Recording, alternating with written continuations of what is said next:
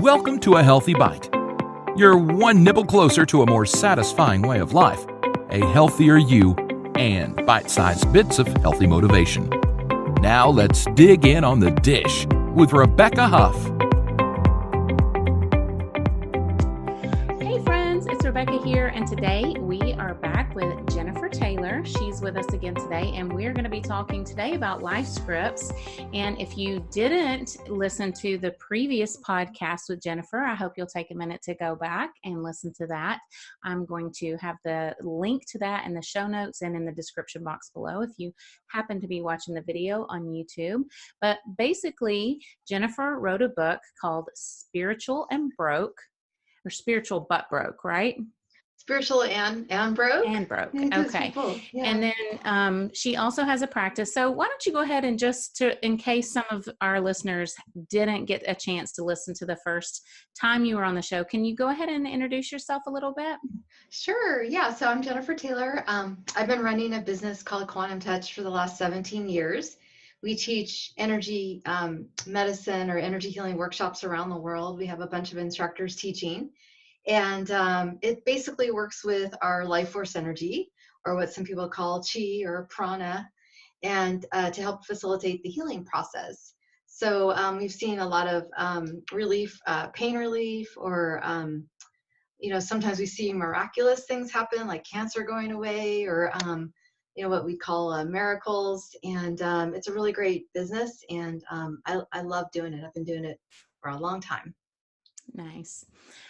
So I guess since we're talking about scripts, we'll kind of introduce what we mean a little bit about those. I guess you could call them, we were saying childhood scripts. The last time after we stopped recording, we talked a little bit about childhood scripts.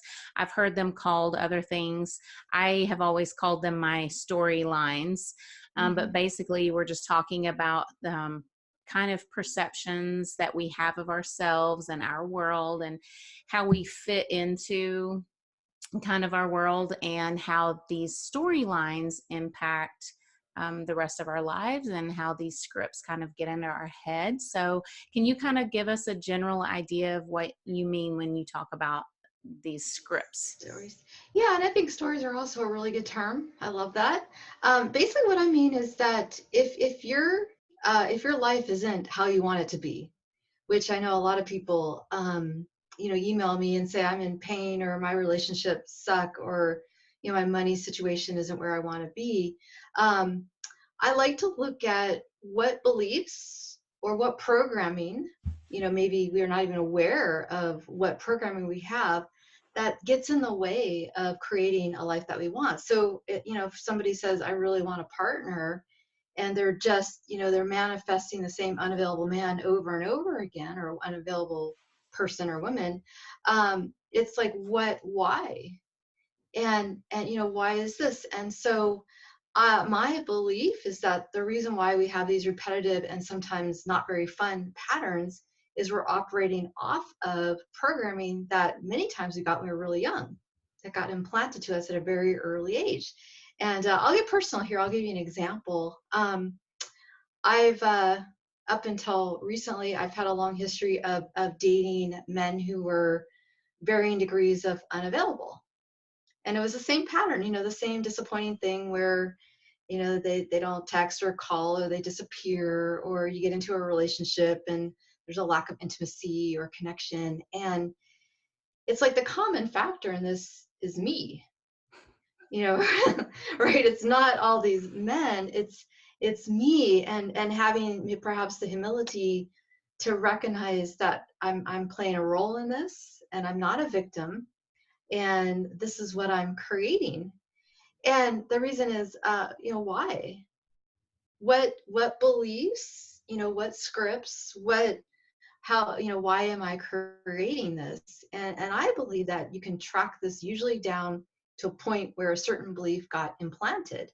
And when I was, spiraling down to examine this, the first thing I looked at is, well, how do I feel when a man ghosts on me, or somebody disappears, or treats me less than optimally? Well, I feel sad and angry and upset. So that's where you start. You recognize that you feel emotionally triggered. And then what story does that trigger, bring up? Oh, well, I must be too ugly, or I must not be a good person, or these are my stories, but people may have Right. their own. I'm like not pretty enough, or I'm not. So what's your story that emotion, starts to bring up? And usually mine were like, I'm not pretty enough, or I'm too weird or eccentric for a relationship, so this is all I deserve. And so then you kind of chunk down, like, when's the first time in your life you felt that way? And so you kind of spiral back in time. Well, I felt this way 2 years ago, and then I felt this way 6 months ago when that person did that. And you'll notice the common theme of feeling. And the first time I felt this way, when I was bullied in grade school, people were making fun of my looks, and then I felt that way when I was in fourth grade, and my mom told me that I was too fat or too skinny, or a coach told me I was too fat or too skinny. Like, and then I was triggered by that. So you can trace this down to your origin, and I believe a lot of this is childhood.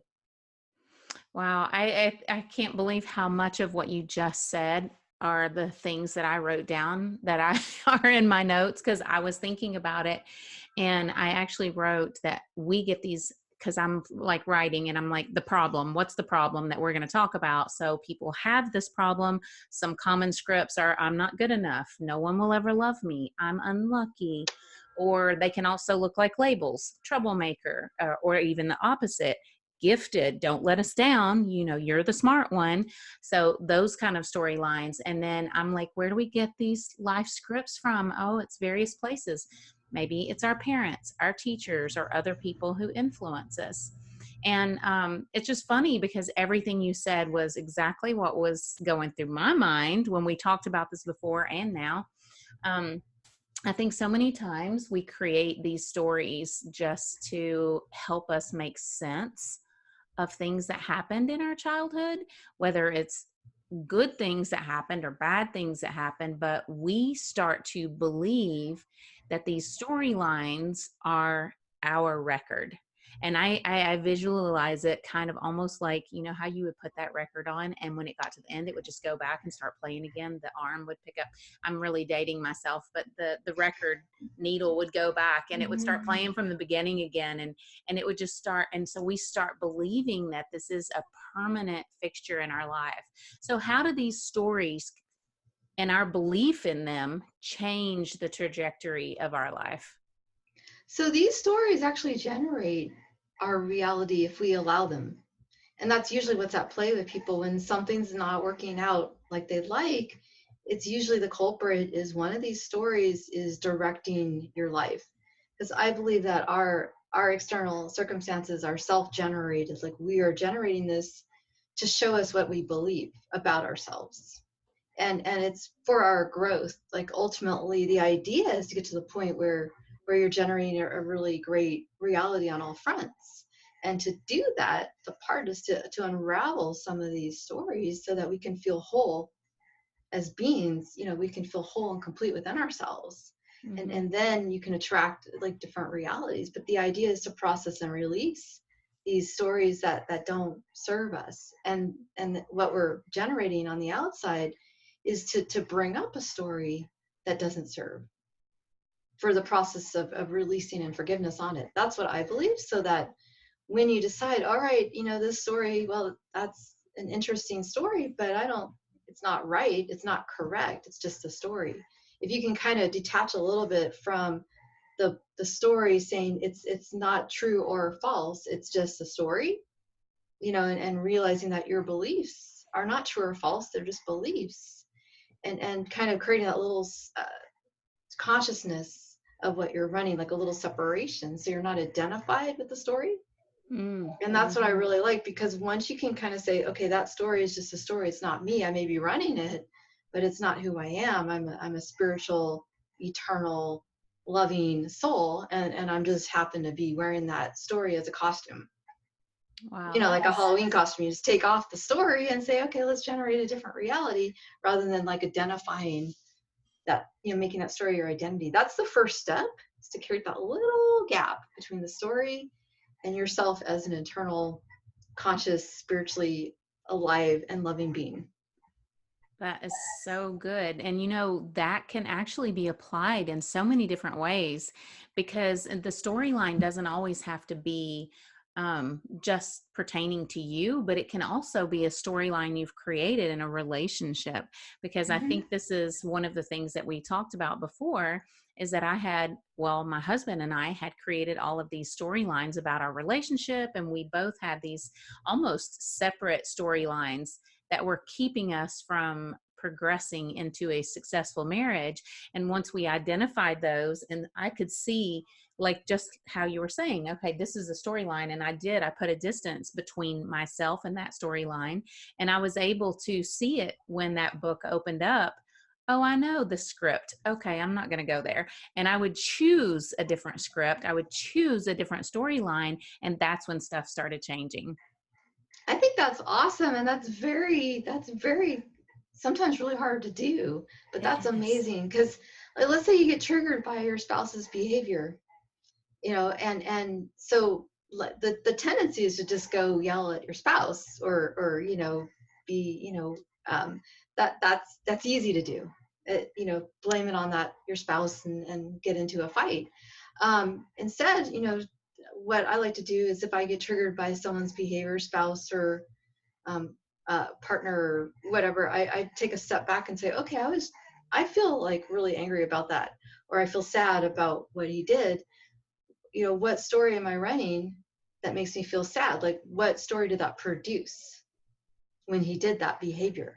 So what story did that bring up? So I take a step back and say, okay, what I got triggered by that. So, it brought up this belief that, I'm not pretty, or whatever it triggered Mm-hmm. for me. So then you can say, all right, is that story true?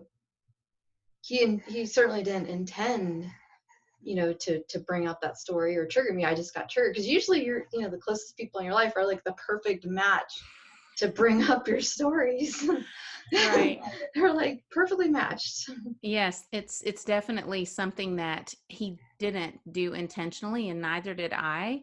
But it just, like you said, it's those childhood scripts. And once you get kind of stuck in them, you're not intentionally triggering the other person. And I don't think he was intentionally triggering me, but it is like that broken record that starts playing. And then you're like, oh my goodness, here we go again. How do I stop this? I want to get off. You talked about something that had happened to you that made you rethink your childhood scripts.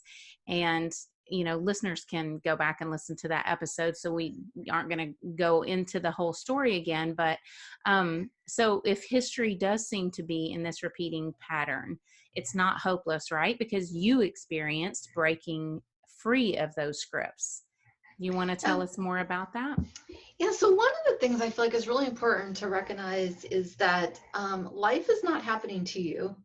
And in the first interview, I did a whole, talked a lot about, initially I viewed life from the standpoint of a victim. Like, things just happened to me, and bad things happened to me, and I was just a victim, and I didn't have money, and it wasn't my fault. I didn't have good relationships, and I'm just a victim of these unavailable men. I had a lot of victim consciousness going on. And then in the first interview, I talked about, I had a wake up call in the back of a police car, that really made me rethink that victim script that I was running. And it because the thing is that I had this shift of, I'm not a victim, I create my reality. The reality is a realm of energy. I'm projecting, my beliefs, my energy, what's in my heart into the reality, and the reality is just merely reflecting that back to me. And that's known a lot as the law of attraction. And so to really believe that is a stretch for a lot of people, because what it means is that you're creating everything, the good, the bad, the ugly. And sometimes the ugly is really ugly. And so what I like to say is, can you take back your power in the face of these really horrible realities? And if you can, then once you take back your power, you can realize that you can change it. And that's really important, because so many people feel like they're just stuck because life is just happening to them. Like the universe is some like random place that just generates horrible things. Mm-hmm. And and there's random acts of evil, and people are just bad, and these types of scripts, because and I'm a victim of my body, like my body's in pain and I'm a victim.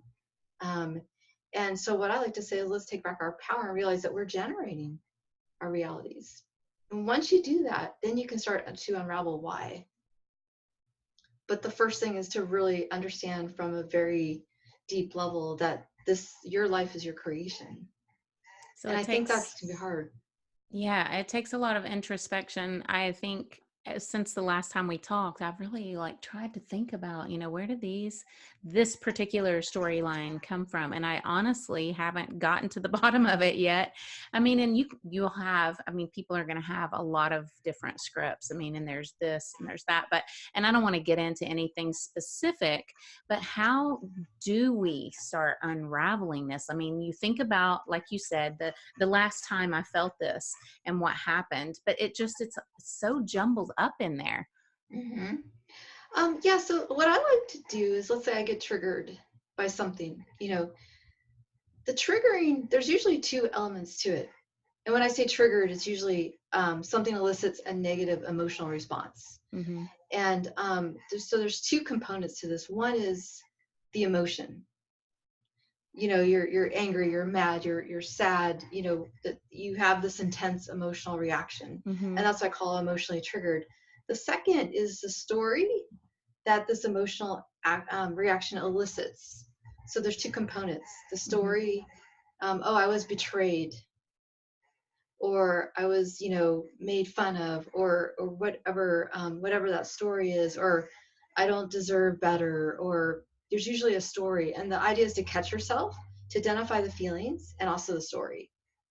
And I think that's really important, because the tendency is to blame the other person, or blame the IRS, or blame something outside yourself for the emotion. Yes. Rather than owning it, right? So the first step is to own it and say, okay, I feel, instead of saying, oh, he did something really bad, or she did something really bad, to say, okay, I feel very angry by that person's actions. Yes. That's step number one, because then you're taking ownership of it.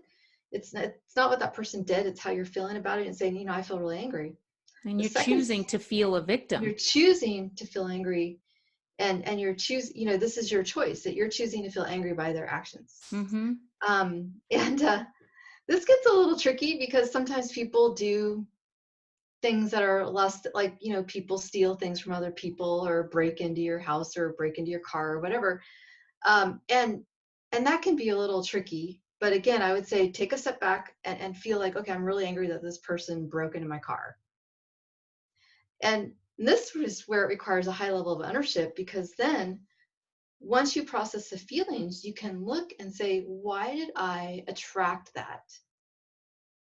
And that's a step that I think a lot of people, that's hard.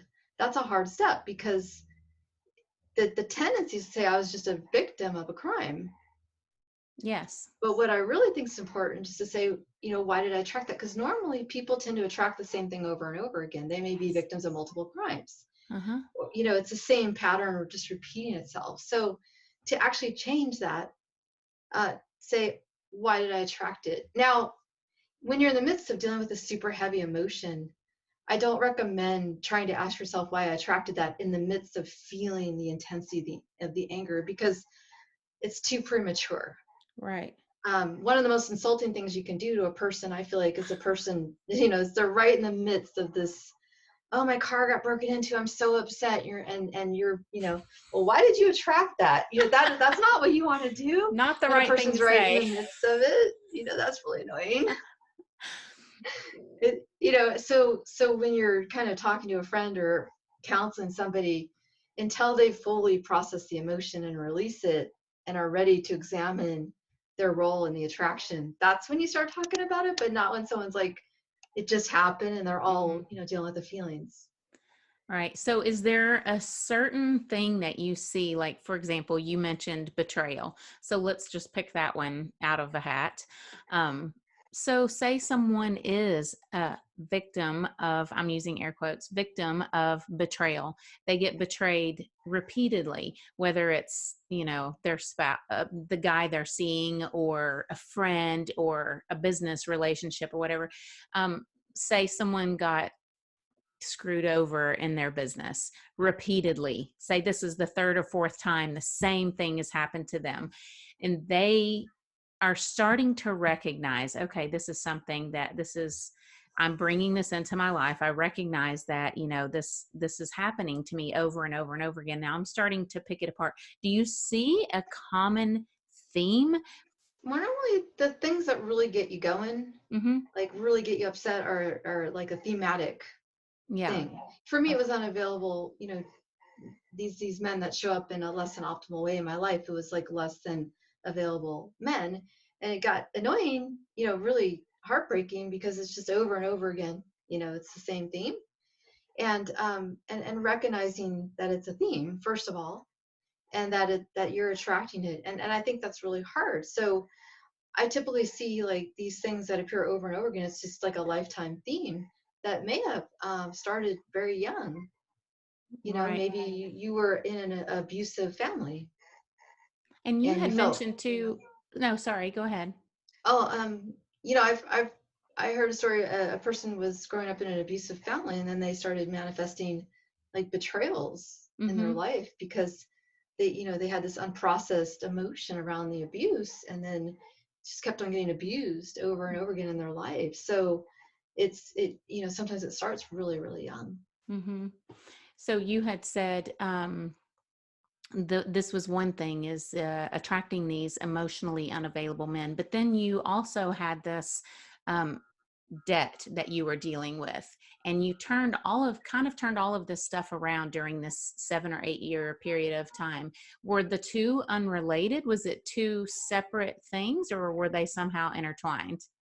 This is like a multi-layered thing, because debt. Okay, so debt, and people who maybe treat you less than optimally, it kind of has a similar theme of worthiness.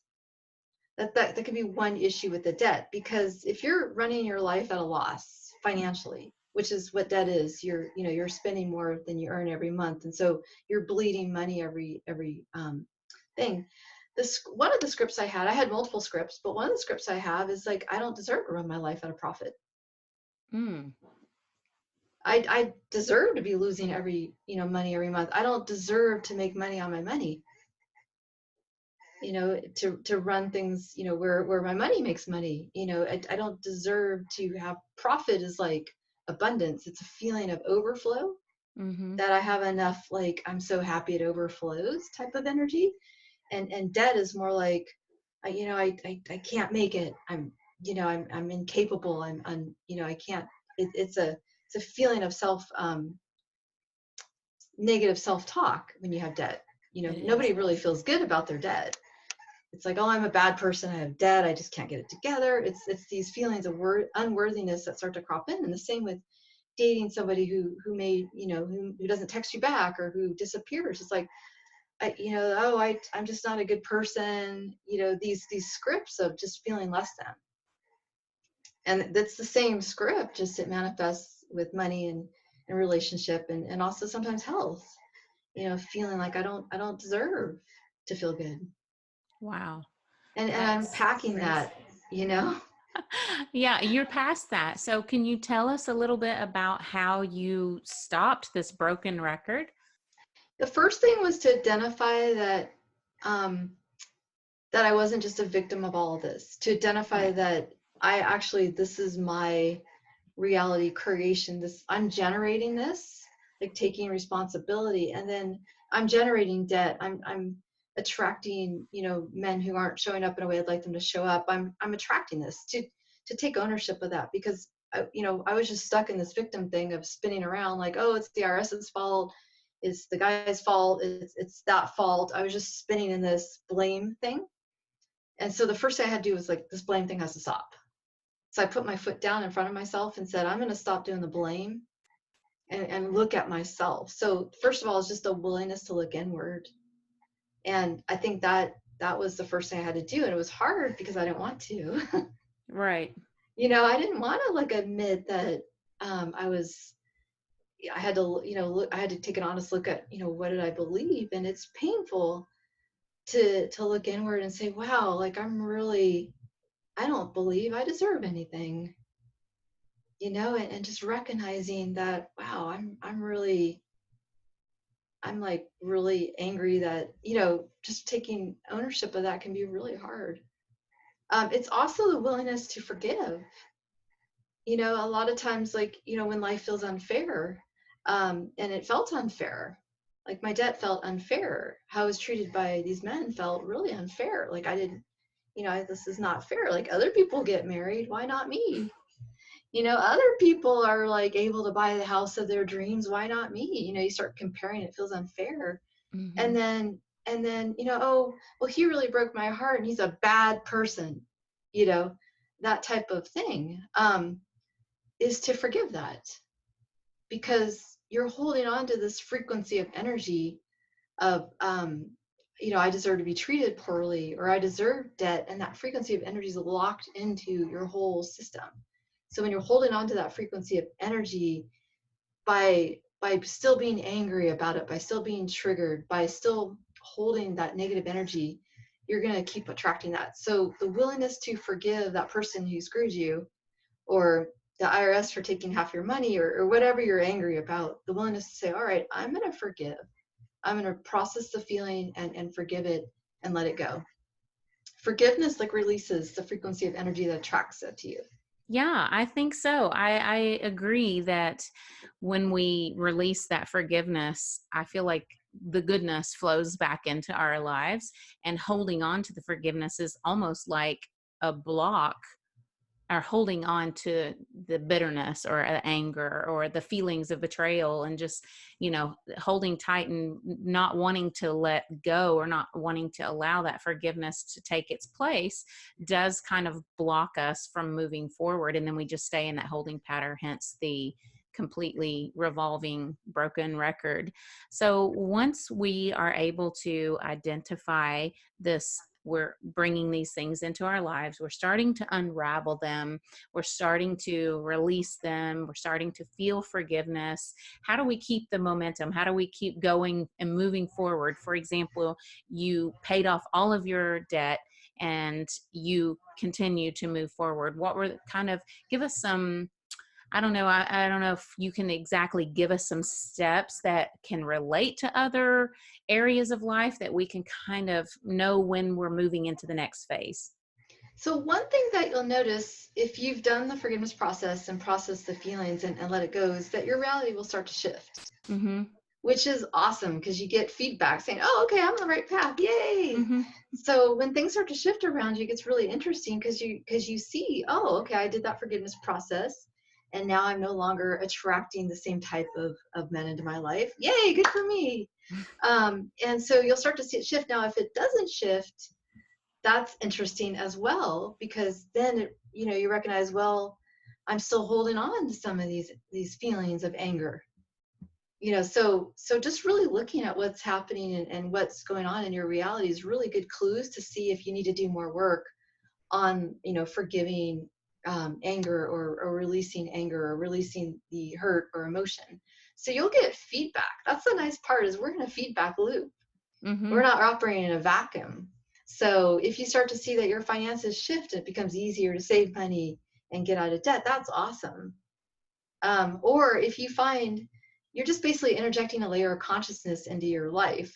So for example, money. Okay, so if you find that you have a tendency, which I did, to deal with your negative emotions by online shopping,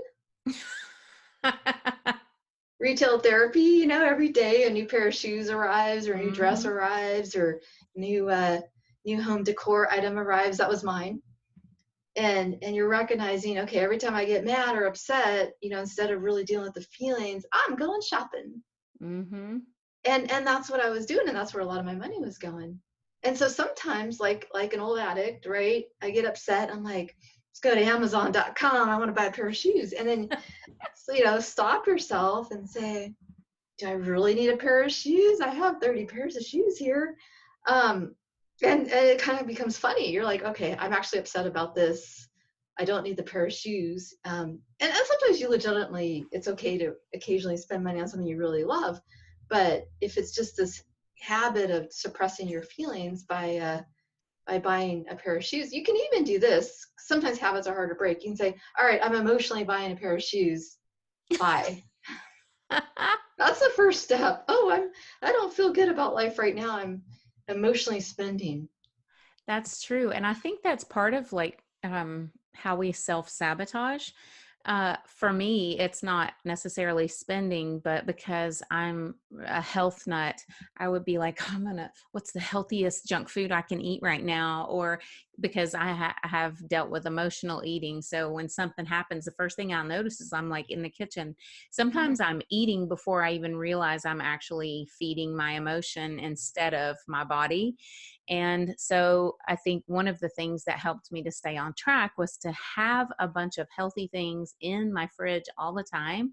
And so it's still feeding your emotions when you're chomping down on celery and crunching away your anger, but at least it's not the same as potato chips or Right. another junk food. So keeping some of those things in there, and especially for some reason the crunchy things is what I would go towards, is that crunch, of Mm-hmm. releasing the anger. And I would find myself in there maybe eating a celery stalk or a piece of carrot, and then I would recognize, because of that crunch, it would Mm-hmm. remind me that I'm eating my emotions. And I mean, it just helped to be aware of it. Mm-hmm. And so I'm just wondering for you, so for you, you would emotionally purchase the item. Shop. For me, I would switch over to a healthy thing to emotionally feed myself. And after a while, I got to the point where I would recognize it when I went to open the fridge and instead, okay, I'm just going to drink a big glass of water. I'm not saying that I never emotionally eat, and I'm sure that there's probably times when you find yourself Um, making purchase, maybe not as frequently, but do you ever revert back to your old methods? no, the interesting part is once I had that level of consciousness that, oh, I'm emotionally shopping now, and then the first thing I did was I recognized I'm emotionally shopping right now, and I'd buy it anyways. But then what happens, and this was the next step for me, is like I'm emotionally shopping right now. I'm on Amazon.com and I'm looking around at shoes or whatever it is, mostly shoes. And I'd be sitting there and like I have like my closet is full of shoes. Why am I looking for another pair? How am I feeling right now? Oh, I'm angry. So then I'd stop the Amazon thing and say, okay, now why am I angry? What in my life generated that feeling? And I go and oh, well, that man did that, and now I'm feeling angry about that. It triggered this script. So the awareness is the first step, but then you can kind of say, all right, I'm going to deal with the feeling instead of trying to suppress it. And that was the next step, is like, well, let's just sit with the feeling. And that's really hard, because the tendency that we all want to do with emotional eating, or whatever it is your thing, shopping, emotionally shopping, is you don't want to feel the feeling, Right. and you want to suppress it. It's like, go away, go away, let's watch TV and eat a pint of coconut ice cream, or whatever it is, like, go away. So the bravery comes in of wanting, recognizing the feeling and feeling it, and then unwinding it. Like, what story am I running that created this feeling now? And I feel like that's when your outer reality starts to shift, so you don't have to emotionally eat, because you're not getting triggered, so Mm. once you unravel it, stuff isn't gonna happen that makes you angry as often, right? Mm-hmm. Now I go, days without really getting triggered, or you know what I mean? Like, I can go long periods of time, and the longer you go, the more that oh, I'm making progress, I'm unraveling my own scripts. And that's awesome, because now I don't have to, you know, get triggered, and then I don't have to shop or eat as a response. Like, I'm not triggered all day. That's weird. You can go a whole day or maybe a week without getting really triggered. You're like, what's wrong? I'm not like triggered. This is really weird. So that's another thing, is when you process all your stuff, you'll get triggered less and less. And it can almost become like empty, like, because Oh, what if I'm just happy all the time? Oh, that's weird. Because I was so used to living in a state of being triggered, like constantly, Right. right? Yeah, so I think a lot of us we stop at the recognition. So at some point, maybe we're in therapy or we're seeing, a life coach or whatever, and we recognize that we're doing these things. Oh, okay, I recognize I'm emotional, I'm eating my emotions or whatever. You recognize it, and then you try to replace that bad habit, or you just want to stop the bad habit. And I think what I'm hearing from you, that a lot of us fail to move on to the next step, is to recognize it and then sit with those emotions. I Mhm. think even myself, I'm just speaking from experiences, that I do recognize that, but then you're like, okay, I've got to stop eating my emotions, and set, what else? We replace it with another Band-Aid. So Mhm. instead of eating, I'm going to go exercise, or I'm going to go, like, shopping has never been my thing, but maybe that would be my next go-to thing.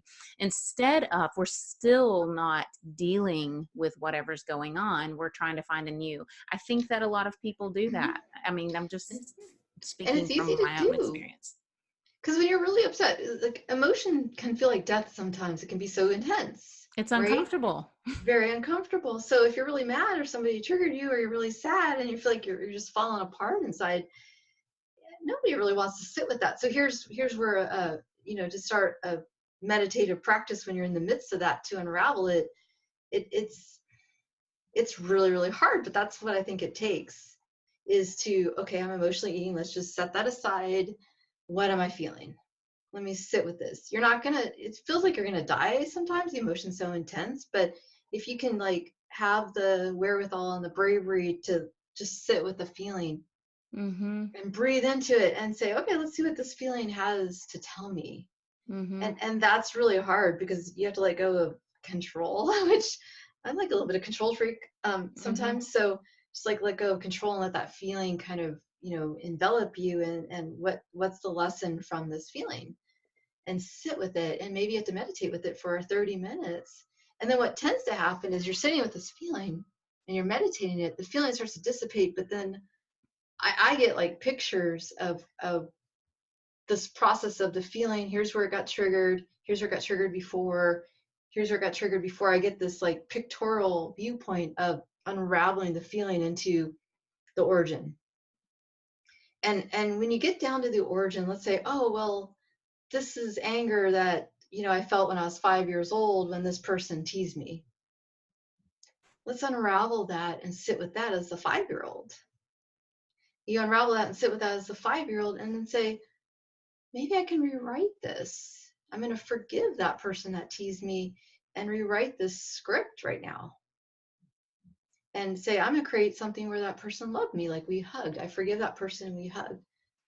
And then let that ravel up and create a new emotion, release the trigger. Right. And if you can do that every time, you're, like I said, your reality, that trigger doesn't need to happen anymore. Wow. So do you think sometimes that we hold on to this just for whatever reason, we just don't let it go because we've held on to it for so long? Or what are some of the reasons why we aren't, because I'm seeing this and I'm thinking about the imagery of it, imagining forgiving that person or someone who hurt you in your childhood or whatever. What is one of the reasons? I mean, I'm sure there's a lot of reasons, but do you think that this happens and we get stuck in this pattern because we just don't want to let go of it? I think that we want to believe or want things to be fair and just. Right. Like our whole legal system is based on this concept of justice. Like we Mm-hmm. want, there's some belief, I feel this in myself, that this idea that somehow life should be fair, and Mm-hmm. that shouldn't have happened, and that person's bad, and I want revenge. It's so I not want them to fair. atone for their sins, right?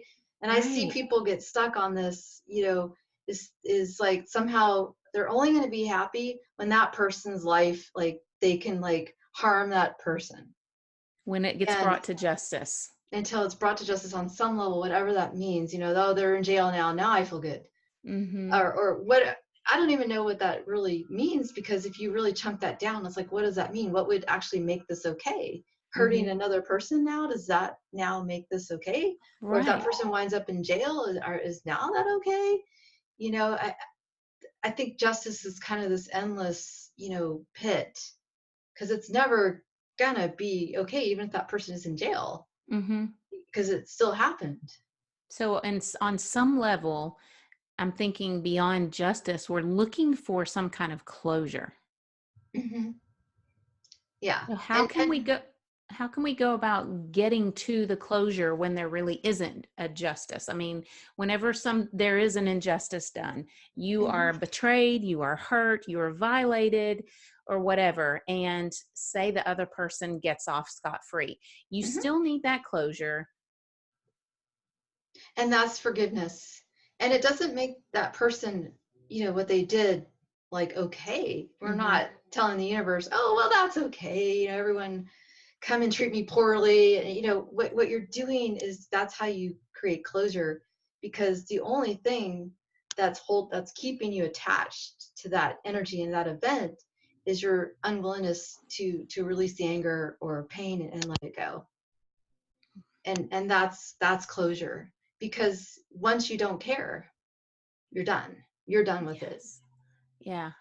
You said once you don't care, I just was like, yes, oh, I can feel that feeling. Once It's you're such a like kind good, of neutral. Yeah. especially when you've been betrayed by someone you really care about. I mean, I think almost sometimes it's worse than an injustice done to you by a complete stranger because it's personal. Hmm. When it's someone close to you, it's really personal. And I think, yeah, I could just feel that sense of relief even when you said that. Yeah, I So mean, yeah, people have affairs, or like all this stuff. People steal money, like your employee steals money from you. I mean, now it's really personal, right? So it's like, and forgiveness doesn't mean like now you say, oh, come be a part of my life, oh, I'll right. love you still, that doesn't mean you're a doormat. It just Mhm. means that you're letting this whole energy go. Like, if Mhm. you can fully forgive an affair, that's amazing. Mhm. And you're releasing the frequency and energy that attracted it, and you won't attract that again. If you fully processed and release it, you're not going to attract that. Right. I fully forgive you and I still want you to be a part of my life, but I'm not going to go into business with you again. Or it's okay to say, I fully forgive you, and we don't need to be a part of each other's lives anymore. Right. And it's not out of anger, it's just that sometimes people fall out of your life when you're no longer really in the right frequency anymore. Mhm. Like, you notice, like, as you shift and grow, there's just people that fall out of your life, kind of a natural, you don't feel negative about it, but it's like this natural shifting, and different people come in, Right, as because you you're start no to. longer congruent in your beliefs or wherever you are in your life. You're just you're not on, like you say, you're just not on the same plane. But when your beliefs are not congruent, it's kind of hard to continue working together. You're a vibrational mismatch, as I call it, because you do, when you grow and learn, you shift your vibration, and it was right or wrong. It's just people are shifting their vibration all the time, so you just attract different things in your life and different people. Mhm. And it's not bad or good. It's just the flow. Right. Like you said, it's not bad or good. And I think I've seen this a lot of times where, two people will be in a relationship, or let's say they're working together or whatever, and something happens and both of the people feel like the victim Hmm. and they can't move forward. Yeah, if two people feel harmed by another person, and Uh-huh. you're like, let's say you're married and both people feel hurt by their spouse. Mm-hmm. And it's like, so both people feel victims. That means their stories were like a perfect match to trigger the Yeah. story, and so uh, that's the lesson. Is like, oh, that story was triggered mutually at the same time. How Uh-huh. exciting! Now we get to unravel our stories, and a mutual trigger is really interesting, because sometimes it's like a one-sided trigger, like one person gets triggered, but the other person's really smooth and like cool, Mm-hmm. and vice versa. But when people get triggered at the same time, it's usually like fireworks, because Yeah.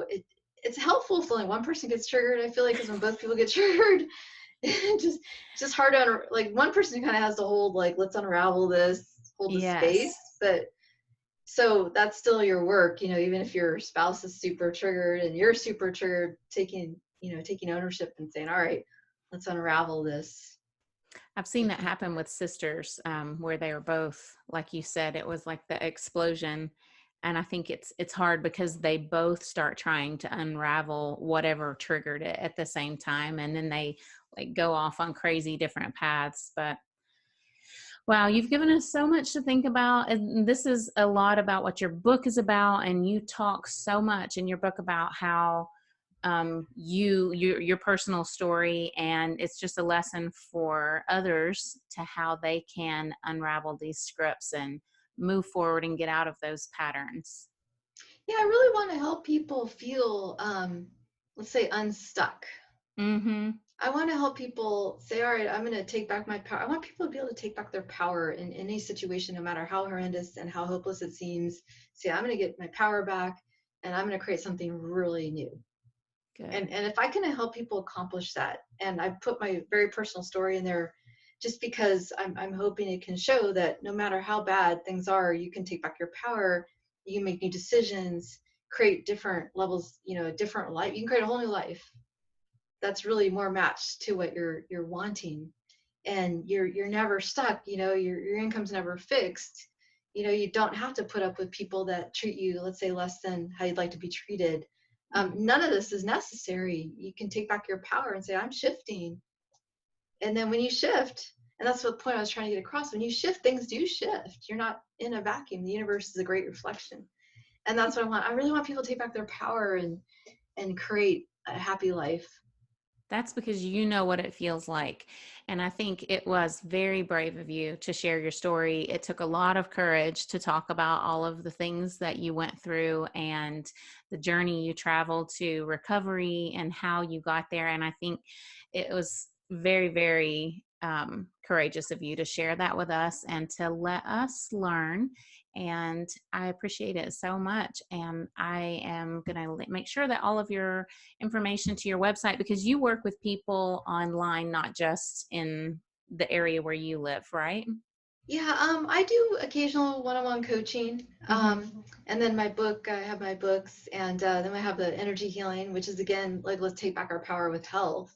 Mm-hmm. So all of that, it's all really, my common theme is empowerment. And so there's multiple ways, that hopefully I can help. Good. And people can contact you via your website, which is? It's JenniferNoelTaylor.com or spiritualandbroke.com. It all goes to the same place. Okay, good. Well, thank you so much for being here with us again today and for sharing your story and how you got to the other side. And hopefully, myself included, we can keep moving forward and kind of get off the track of those scripts. Yes, I think it gets better. The more and more you're willing to process this stuff and let it go, your life starts to get better. Which I love, because you see, oh yeah, my life is a lot better than it was 5 years ago. Yay! Yeah, I love your enthusiasm, and I hope that I will be on the other side soon with my storylines. Thank you so much, Jennifer. Well, thank you. I appreciate it. Thanks for listening. Please rate and review so other people can learn about this podcast. Find out more about sleep, hygiene, eating healthy, tasty recipes, zero-waste lifestyle, and lots more on ThatOrganicMom.com. Help us spread the word. Be blessed and stay healthy.